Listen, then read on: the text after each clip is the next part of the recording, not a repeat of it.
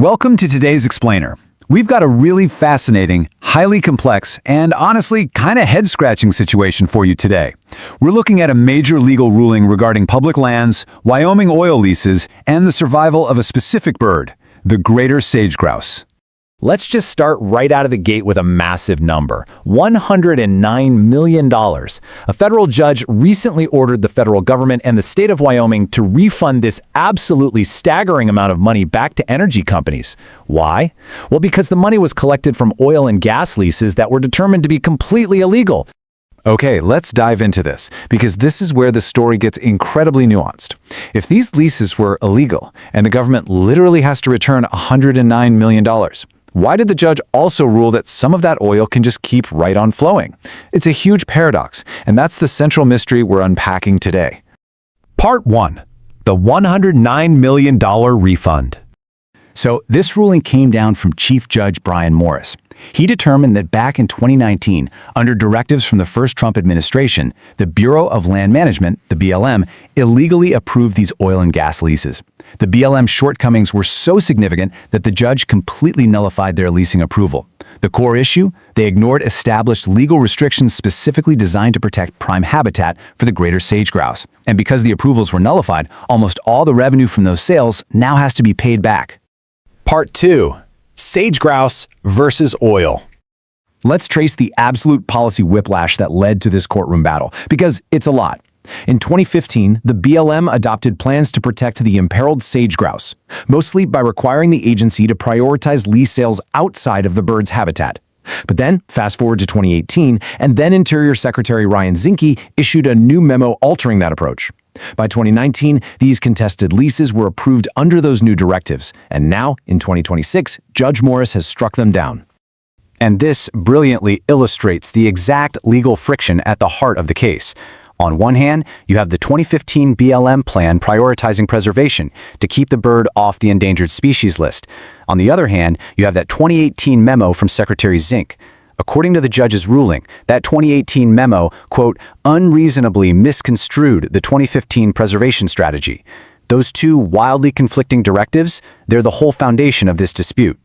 And we aren't just talking about a tiny patch of land here. The contested lease sales covered 2.5 million acres in Wyoming. To put that into perspective, that is an area larger than Delaware and Rhode Island combined. Wyoming holds the world's best, most abundant sage grouse habitat, so the sheer scale of the land caught up in this bureaucratic tug-of-war is just immense. Now, you might be wondering, what about the energy companies who bought these leases in good faith? Well, Judge Morris actually addressed them directly. He noted that the companies, along with the government, really should have anticipated the risks. He wrote, quote, the risk of economic harm from procedural delay and industrial inconvenience is the nature of doing business, especially in an area fraught with bureaucracy and litigation. Essentially, he's saying that when you're dealing with highly politicized land management, sudden reversals are just part of the risk of doing business. Part 3. The scrambled egg exception. Now, what's really interesting here is how Judge Morris summed up the situation. He used this highly vivid metaphor, saying, the egg has been scrambled and there's no apparent way to restore the status quo. He's explaining why, despite declaring the leases illegal and ordering massive refunds, he's actually letting some of the drilling continue. Here's exactly how his logic breaks down. The court nullified the leases across those 2.5 million acres. Check. It ordered a $109 million refund. Check. But, and here's the kicker, it carved out a highly specific exception. 9 already producing leases get to keep operating. Why? Because those wells are already drilled and the oil and gas are already flowing. Halting operations right now and forcing the companies to restore those specific active sites would actually be counterproductive. The egg is already scrambled. Part 4. Diverging perspectives and reactions.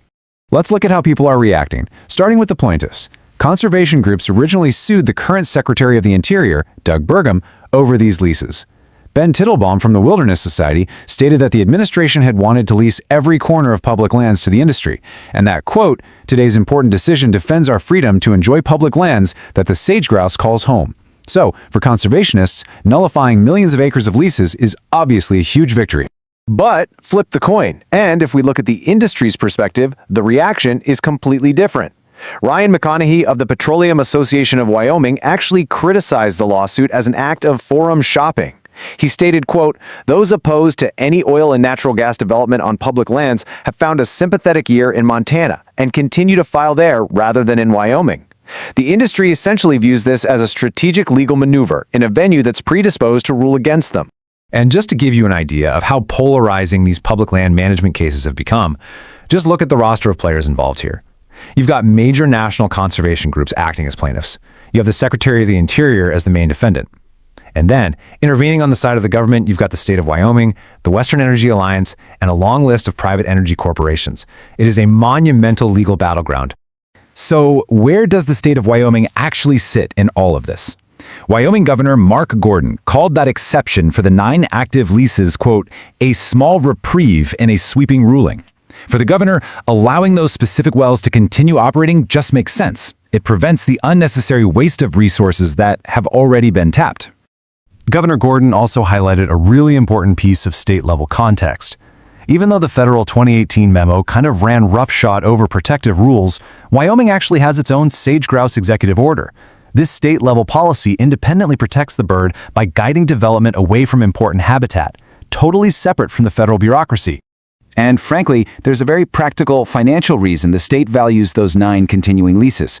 Just 3 of those 9 operating leases have already generated $15.1 million in taxes for Wyoming. That's revenue that goes directly to the state and local communities, which is obviously a massive factor in why the state wants to see continued production. Now, as for that $109 million refund, Wyoming is currently reviewing the ruling and hasn't actually decided yet if they're going to appeal it. However, the ruling does state that the federal government will reduce Wyoming's future revenues in increments. This staggered approach is specifically designed to alleviate the totally disruptive financial impact of paying back such a massive sum all at once. Which leaves us with this final thought. We've seen millions of acres tied up in legal limbo, policies completely rewritten and reversed, and a $100 million refund ordered for leases that are already actively producing oil.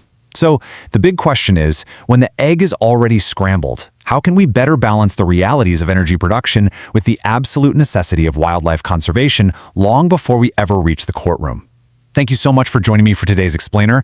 Keep learning, keep asking questions, and I'll see you next time.